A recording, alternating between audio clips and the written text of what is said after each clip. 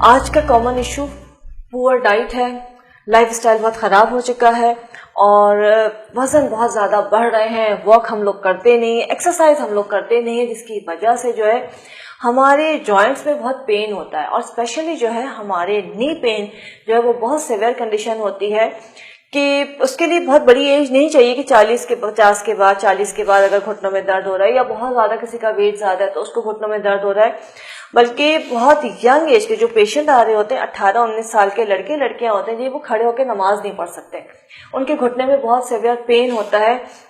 और इतने छोटे बच्चों को इतनी कम उम्र में अगर हम मेडिसिन पे डालते हैं तो वो उनके लिए नुकसानदेह होता है कि हम घुटने का इलाज कर रहे हैं लेकिन फिर उनके किडनी डैमेज हो रहे हैं। तो उसके लिए हमारे सुजोग में एक बड़ी ज़बरदस्त सी चीज़ है कि अगर आप वो अपना प्रेशर पॉइंट के ऊपर, वो सुजोग पॉइंट के ऊपर आप उसको अप्लाई कर लेते हैं तो घुटनों का जो दर्द होता है या जो बड़ी एज में घुटनों के अंदर से आवाज़ें कड़ की आवाज़ें आती है, जो लुब्रिकेशन ख़त्म हो जाती है, उन सब के लिए बेहतरीन चीज़ है। अगर आप करते हैं इसको डेली बेसिस पे तो आपको अंदाज़ा होगा कि घुटने का दर्द फौरी तौर पे ठीक हो जाता है। और घुटने के दर्द के साथ साथ एक और पॉइंट है, जो आप उसको करेंगे, पेस्ट करेंगे तो आपको अंदाज़ा होगा कि पूरी बॉडी का दर्द जो है वो फौरी तौर पे निकल जाता है, बुखार जो है वो ख़त्म हो जाता है। और ये कौन सा पॉइंट है और किस तरह से करना है मैं बताती हूँ। ये दो हमारे हाथ हैं, ये दोनों हाथ हैं, ये हमारा सर और फेस हो गया, ये दो बीच के जो हैं ये हमारे पैर होते हैं।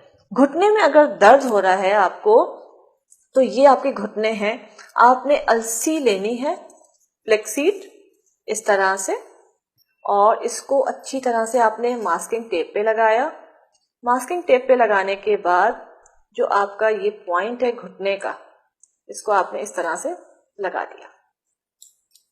ये आपका हो गया एक घुटना और ये आपका दूसरे घुटने पे भी हम लगा देंगे, मतलब घुटने के पॉइंट पे। और इसको जो है इस तरह से आपने किया है, ये बिल्कुल जो बीच का आपका ये साइड होती है इस पे इस तरह से आप लगा देंगे, बिल्कुल बहुत अच्छी तरह भर के। ये दोनों आपके घुटने के पॉइंट हैं। दिन भर लगा रहे या इसके लिए ज्यादा अच्छा है कि आप रात भर लगा रहे, तो घुटने का जो दर्द होता है वो सारा खींच लेता है। अगर आप रात को लगा दो तो आपको उसके क्रैक होने की फील आपको होगा कि क्रैक हो रहे हैं जैसे सीड्स। ये आप लगाते रहे तो घुटनों का सारा दर्द खत्म हो जाएगा, उसमें से जो आवाजें आती हैं घुटनों से वो खत्म हो जाएंगी।